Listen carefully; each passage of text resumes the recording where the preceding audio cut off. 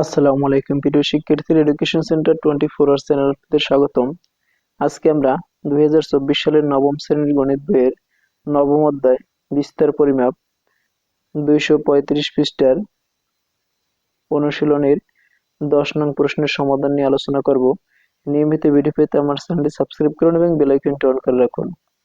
আমরা লক্ষ্য করি 10 নং কোশ্চেনটিতে কি বলা আছে যে 100টি কোম্পানির বার্ষিক মুনাফার কোটি টাকায় তথ্য নিচে দেওয়া হলো। এখানে মুনাফা আছে কোটি টাকায়, 0 থেকে 10 কোটি, কোম্পানির সংখ্যা 60টি, 10 থেকে 20 কোটি, কোম্পানির সংখ্যা 12টি, 20 থেকে 30 কোটি, কোম্পানির সংখ্যা 22টি, 30 থেকে 40 কোটি, কোম্পানির সংখ্যা 30টি, 40 থেকে 50 কোটি, কোম্পানির সংখ্যা 20টি এবং 50 থেকে 60 কোটি, কোম্পানির সংখ্যা 9টি। এখন আমাদের কি করতে হবে? উপত্যের গাণিতিক গড় হতে গড় ব্যবধান ও পরিমিতি ব্যবধান নির্ণয় করো। অর্থাৎ এখান থেকে আমার গড় ব্যবধান ও পরিমিতি ব্যবধান নির্ণয় করতে হবে। মানে গাণিতিক গড় হতে গড় ব্যবধান ও পরিমিতি ব্যবধান নির্ণয় করতে হবে। আমরা আমাদের সমাধান লক্ষ্য করি। 10 নম্বরে আমাদের যেহেতু গাণিতিক গড় হতে গড় ব্যবধান ও পরিমিতি ব্যবধান নির্ণয় করতে হবে, তাহলে গড় ব্যবধানের জন্য আমাদের 60টি গড়ের দরকার। 1 2 3 4 5 6 7। এই 60টি দিয়ে আমরা গড় ব্যবধান নির্ণয় করতে পারবো। এবং পরিমিতি ব্যবধান করতে হলে এখান থেকে আরো 2টি গড় আমাদের এক্সট্রা নিয়ে নিতে হবে। তাহলে এখানে আমরা কলাম দিলাম কয়টি? 9টি। এবং সারি আছে কয়টা? 7টা। তাহলে এখন আমরা যদি এই কলামগুলো কি হবে আমরা একটু লক্ষ্য করি। যেহেতু গাণিতিক গড় হতে গড় ব্যবধান ও পরিমিতি ব্যবধান নির্ণয় করব, তাই প্রথমে গাণিতিক গড় নির্ণয়ের জন্য যে সকল কলামগুলো দরকার সেগুলো আমরা লিখে নেব। যেমন এই মুনাফাটা দেওয়া আছে xi, তারপরে fi, এতটুকু আমাদের মূলত গাণিতিক গড় নির্ণয়ের জন্যই আমাদের প্রয়োজন। তাহলে এখানে কয়টা আছে? 5টা। এই 5টা দিয়ে আমরা কি নির্ণয় করব? গাণিতিক গড় নির্ণয় করব। মুনাফা যেটা বইয়ে দেওয়া আছে এবং fi এর মানটা বইয়ে দেওয়া আছে। এখন xi এর মান আমরা কিভাবে পাবো? xi এর মান নির্ণয় করে এই দুইটা যোগ করে 2 দিয়ে ভাগ। 0 যোগ 10 ভাগ 2 5, 10 যোগ 20 ভাগ 2 সমান 15, 20 যোগ 30 ভাগ 2 সমান 25, 30 যোগ 40 ভাগ 2 সমান 35, 40 যোগ 50 ভাগ 2 সমান 45, 50 যোগ 60 ভাগ 2 সমান সমান হবে কত? 55। তাহলে আমরা তিনটা কলামের মান আমরা পেয়ে গেলাম।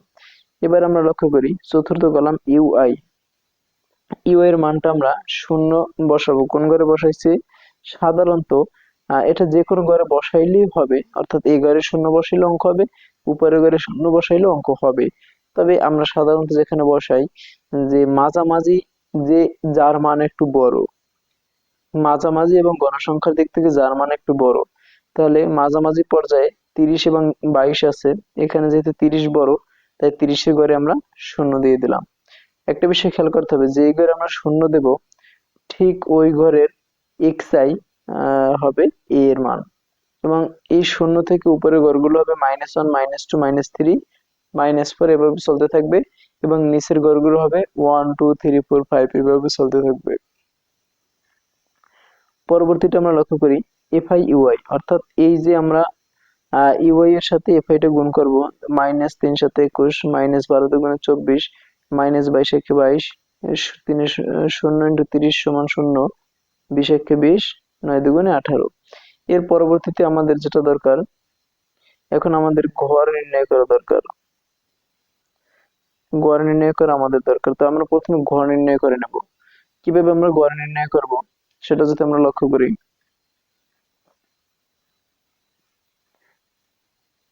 এখন আমরা সামেশন fi এর মানটা নির্ণয় করে নেব। সামেশন fi, অর্থাৎ সবগুলোকে আমরা ক্যালকুলেটর দিয়ে যোগ করব। যোগ করার পরে সামেশন fi এর মান কত আসছে? -29। এবারে আমরা এই মানটা কোথায় ব্যবহার করব? যে গাণিতিক গড়ের সূত্র কি? a plus summation fi by n into h। এখন n অর্থ এই মোট গণসংখ্যাগুলোর যোগফল। আর h হলো শ্রেণী ব্যবধান 50 থেকে 60। এখানে শ্রেণী ব্যবধান আছে কত? 10। এই জন্য h এর মান 10।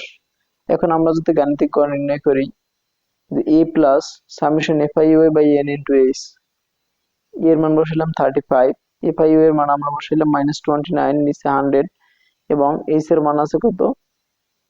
এইচ এর মান আছে 10। এই সবগুলো যদি আমরা ক্যালকুলেশন করি তাহলে আমাদের মান আসে কত? 32.1। অর্থাৎ গাণিতিক গড় হতে গড় ব্যবধান আসবে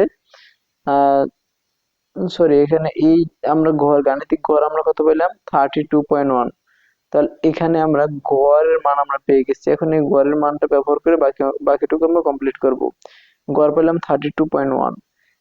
পরবর্তী স্টেপ যে xi মাইনাস x বার, এই x বার হচ্ছে কি গাণিতিক গড় এবং xi কোনটা? এই যে আমার xi আছে 5। তাহলে এখন 5 থেকে আমরা বিয়োগ করব 30, এখানে আমরা গড়ের মান 32.1, 5 থেকে 32.1 বিয়োগ করলে আমাদের বিয়োগফল থাকবে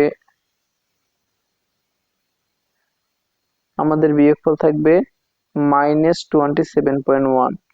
আবার 32.1 থেকে যদি আমরা 15 বিয়োগ করি তাহলে থাকবে -17.1। এভাবে করে আমরা সবগুলা গড় পূরণ করে ফেলবো। পরবর্তী কলাম যদি লক্ষ্য করি, পরবর্তী কলামে আমাদের দরকার f into xi minus x বার, অর্থাৎ এর সাথে গণসংখ্যা গুণ করতে হবে। এখানে xi মাইনাস x বারের সাথে আমরা কি গুণ করব? গণসংখ্যা গুণ করব f এর মান 3 এবং এই মাইনাসটা থাকবে না, কারণ এখানে আমরা মডুলাস দিয়ে পরম মানটা নেব। সবগুলো প্লাস হয়ে যাবে, কোনোটা মাইনাস থাকবে না। তাহলে এখান থেকে আমরা যদি এটা গুণ করি, যেমন -27 এর সাথে যদি আমরা 7 গুণ করি তাহলে মান আসে 189.7। এভাবে করে আমরা সম্পূর্ণটা কমপ্লিট করে ফেলবো। তারপরে এই যে দুইটা আমরা নির্ণয় করলাম x মাইনাস x বার এবং xi মাইনাস x বার, তাহলে f into xi minus x বার, এই কলাম পর্যন্ত আমরা গাণিতিক গড় হতে গড় ব্যবধান নির্ণয় করতে পারবো। বাকি কলাম দুইটা কিসের জন্য? গাণিতিক গড় হতে অন্য একটি যে কোশ্চেন বলছে ওইটার জন্য এই দুইটা। তো এখন আমরা লক্ষ্য করি যে গাণিতিক গড় হতে গড় ব্যবধান নির্ণয় করি, যেখানে আমাদেরকে কি দেওয়া আছে? Summation f into x minus x বার এবং n এর মান আছে h এর মান আছে 10 এবং n এর মান আছে 100। এবার আমরা লক্ষ্য করি যে গাণিতিক গড় হতে গড় ব্যবধানের কি সূত্র? Summation f i into x minus x bar by n। তাহলে summation f i into x minus x বারের মান কত পাইছে?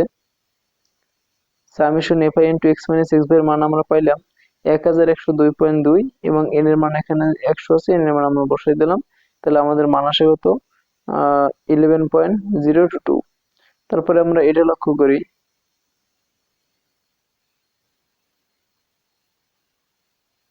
যদি আমরা এখন গাণিতিক গড় হতে আমরা পরিমিত ব্যবধান নির্ণয় করতে বলা আছে। গাণিতিক গড় হতে আমরা যদি পরিমিত ব্যবধান নির্ণয় করতে যাই তাহলে আমাদের কি লাগবে? আমাদের দরকার summation f into x minus x bar whole square by n। তাহলে এখন আমরা x minus x bar whole স্কয়ারের মানটা নির্ণয় করে নেই। এই যে আমরা মানটা পেয়ে গেলাম সামেশন, এখন আমরা x মাইনাস x বার সামেশন না x মাইনাস x বারের হোল স্কয়ার মান আমরা নির্ণয় করব কিভাবে? এখানে আমাদের জানা আছে x মাইনাস x বারের মান -27.1, এটাকে আমরা হোল স্কয়ার করে দিলেই 734.41 আসবে। এভাবে করে আমরা সম্পূর্ণ চারটা পূরণ করব। তারপরে আসি x minus x bar whole square f into x minus x bar whole square, অর্থাৎ এই মানগুলোর সাথে আমাদের যুক্ত করতে হবে, অর্থাৎ এই মানগুলোর সাথে আমরা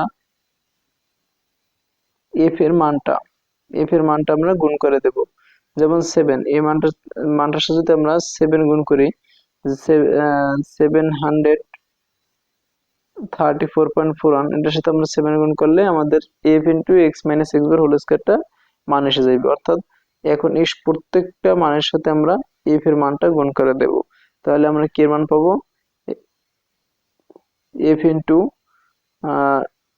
x minus x bar whole স্কয়ারের মান আমরা পেয়ে যাব।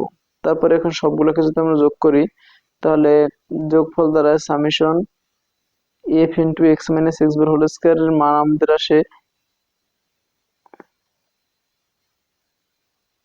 18,059। তাহলে এখন আমরা আসি গাণিতিক গড় হতে পরিমিতি ব্যবধানের সূত্র কি? গাণিতিক গড় হতে পরিমিতি ব্যবধানের সূত্র হচ্ছে sigma square equal summation F into, এই যে সূত্রটা যদি আমরা লক্ষ্য করি, যে গাণিতিক গড় হতে পরিমিতি ব্যবধানের সূত্র sigma square equal summation F into X minus X bar whole square by N. Sigma square equal কি? Summation F into X minus X bar whole square by N. এবার আমরা সব মানগুলো যদি বসাই, তাহলে মান আসে কত? 180.59।